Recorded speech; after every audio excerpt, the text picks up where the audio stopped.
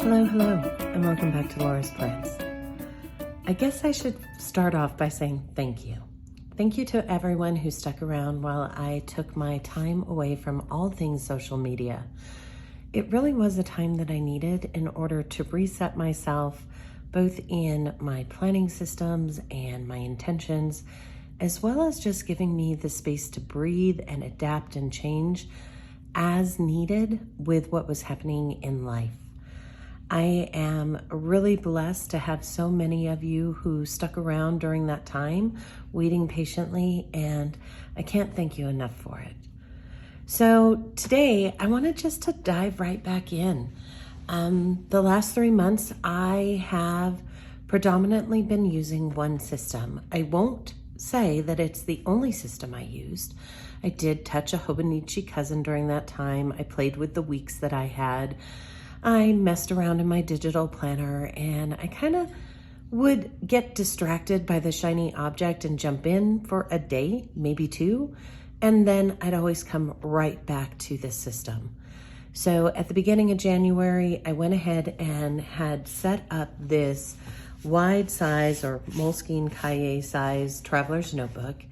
It's housed in a Planner Perfect cover, and I've been using it consistently. All of the other planners have been shiny objects. Don't get me wrong, they're lovely. But this is where I'm most comfortable. So any of you who were with me back in Lora's Life in Dots, who watched me go through the Great Planner Experiment, I don't think this is going to be a surprise at all, that I've found a very comfortable place to land and a very comfortable place for myself to be in within this Traveler's Notebook system. I think one of the biggest things when we go into looking at a traveler's notebook, and for people who like traveler's notebooks in general, I think it's the adaptability that really draws us in. We have the ability to change, which, I love changing things. I love setting things up. I love playing with my planner supply. And the neat thing about a traveler's notebook is I'm able to do that every 2 months or so. The other thing it allows for is, if you are like me and do not buy pre-printed inserts, it allows you to adapt and change your planning system almost on a day-to-day or week-to-week basis. And so although there are core parts of this system that I use consistently, there are enough elements that allow me to change things up when I need to, that I have really kind of lost the interest of moving into other things. Now, is that planner piece? I don't know. I don't really buy into the idea of planner piece, because I think we're always going to get that shiny object moment, shiny object syndrome, SOS moments, where we see something and it looks intriguing and we think about it and maybe we purchase it, maybe we try it, and it may or may not work. And inevitably for me, I am finding that those shiny objects really don't tend to work.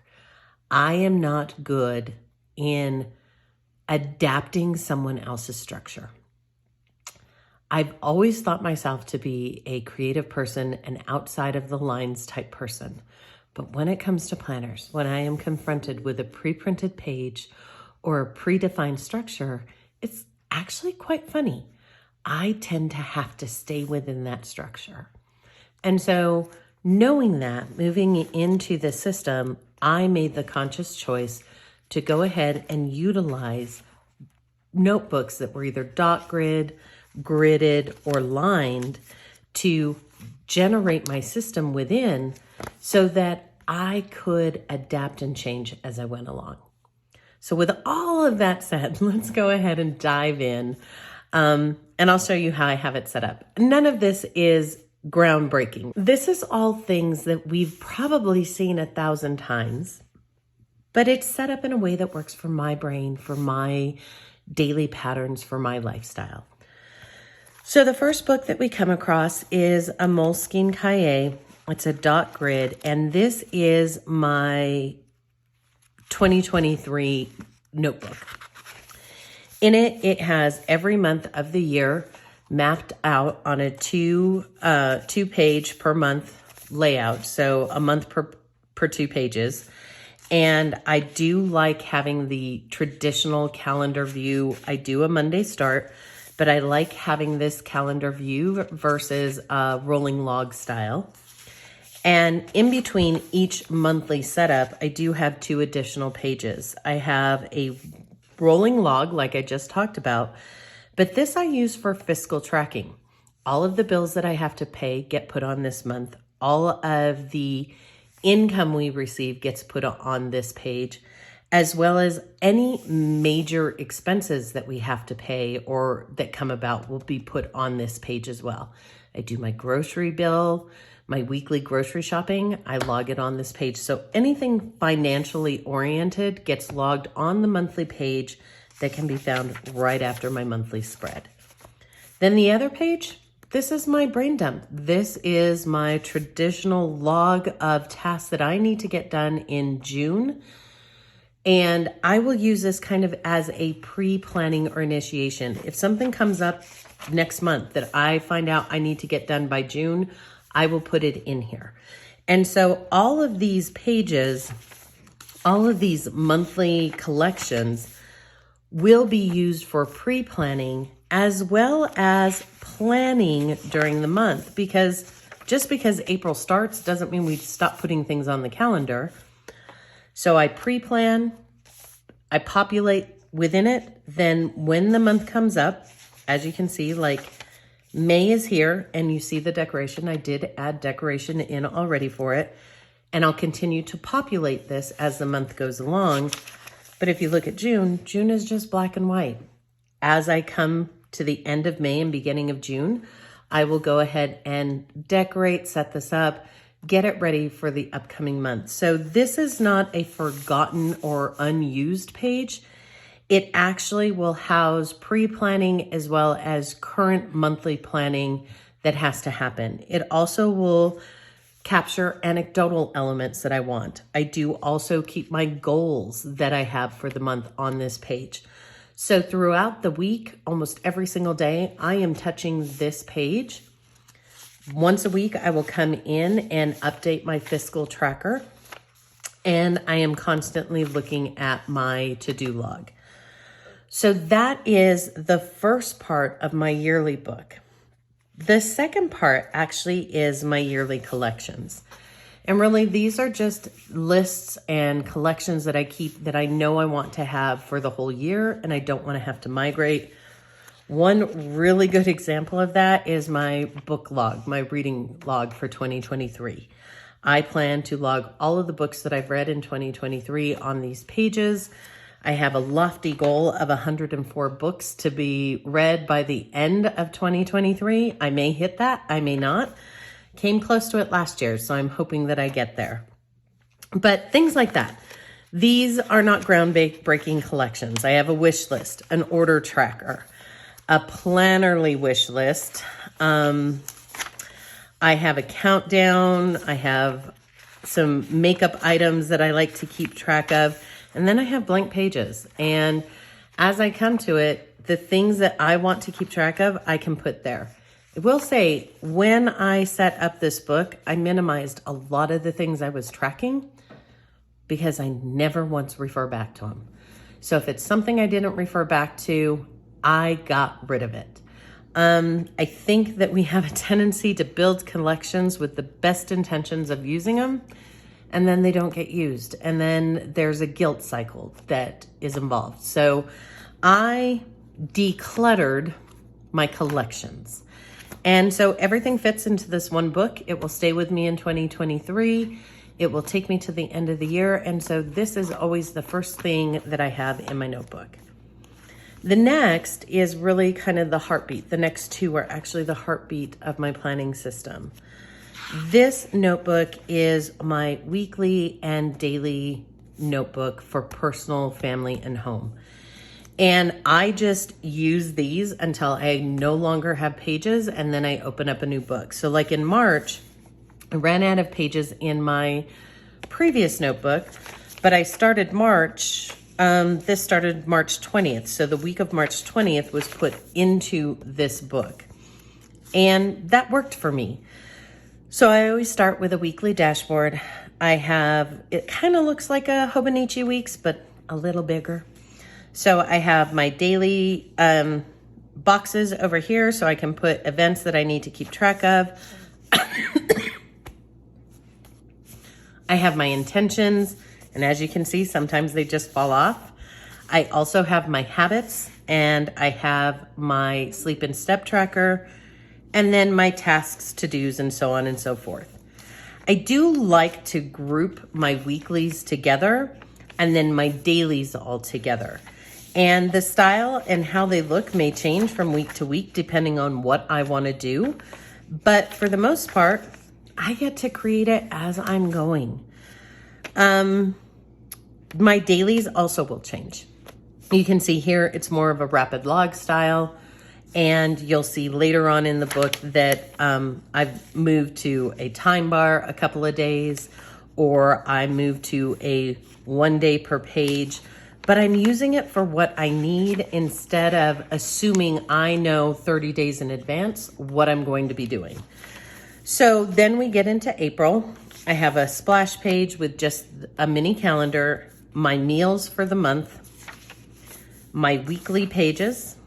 And you can see they're all fairly consistent. This seems to be the style that I'm liking right now. And then we get into my dailies. And my dailies, like I said, can change based on need. Here I have a time bar. Here I was doing rapid logging. Then I get into a day per page style. And it will fluctuate depending on what's happening in my life. Some days there's a lot of anecdotal, some days there's not. And that's okay. I'm okay with white space. I don't need to decorate every inch of this or fill it up to feel like I'm gaining,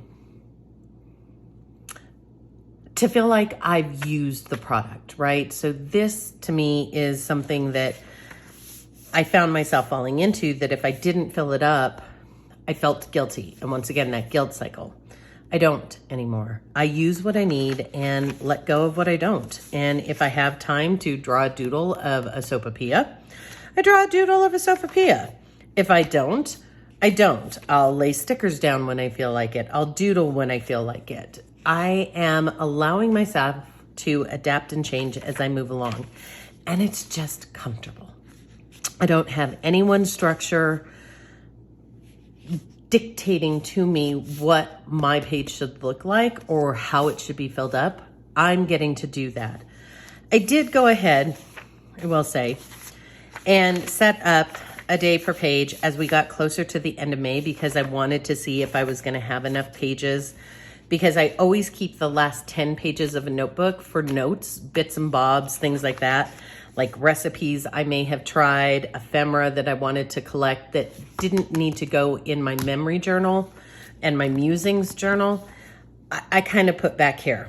Like I got some new markers. I did a swatch. So I always have 10 days or 10 pages in the back that allow me to do that. So in this book, I was able to do the remainder of March and April, and I have the 10 extra pages, but I don't have enough for another month. So at the end of this month, I will take this out and replace it with this. And this is gonna be our next video. I figure I'll go ahead and show you how I set up for a month in this book. I did do some of the deco.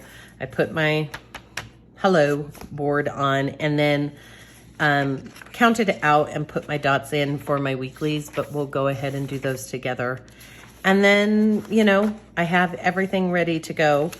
So we'll do that together in another video, but that's basically how I'm running my home, personal, you know, all the things for life and family and home go into this notebook here. Now this notebook set up very similarly, except it's 100% for work.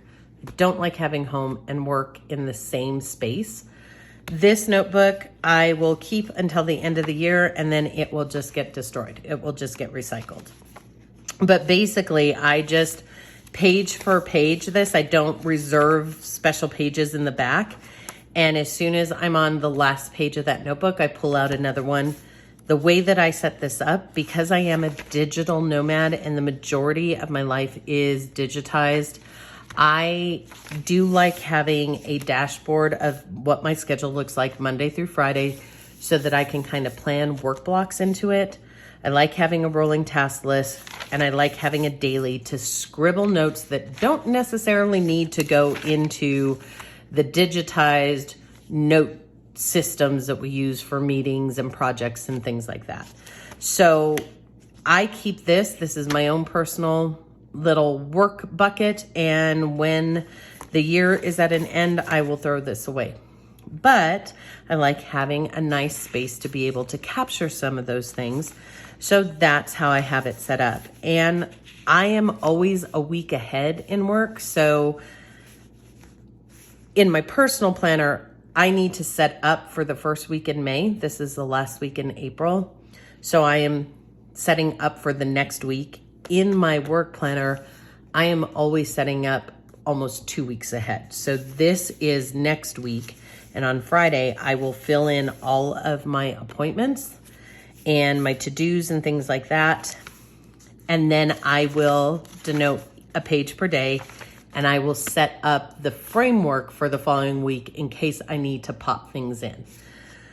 So that's work. It's pretty simple.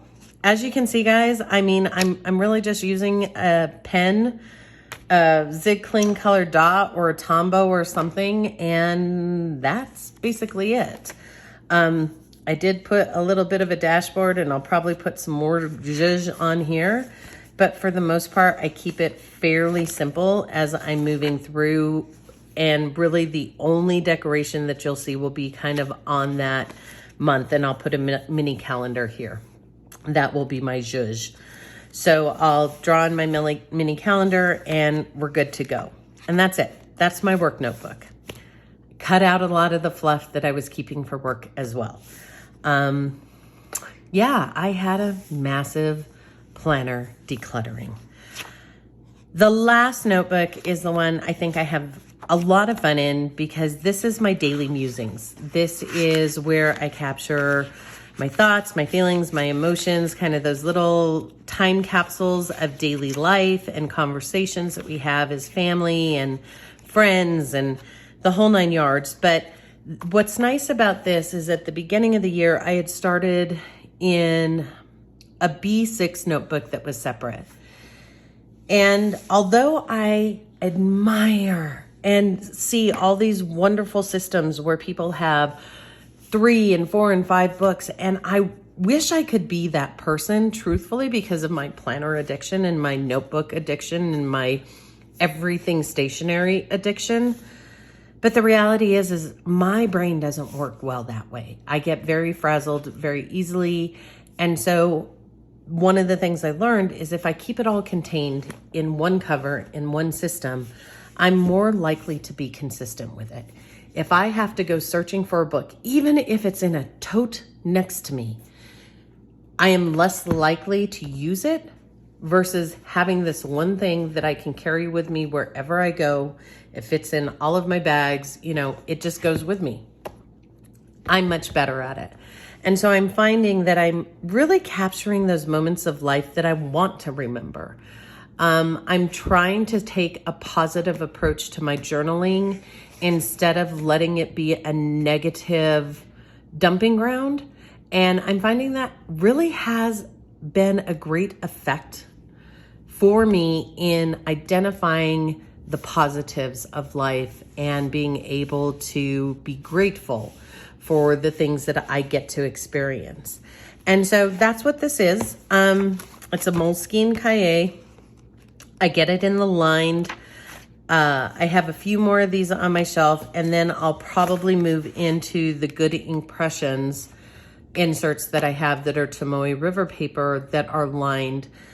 And when I'm done with those, I will probably buy both versions. I will probably replace it with more of the Moleskine and more of the Good Impressions because there's times I love Tomoe River paper. There's times I hate it.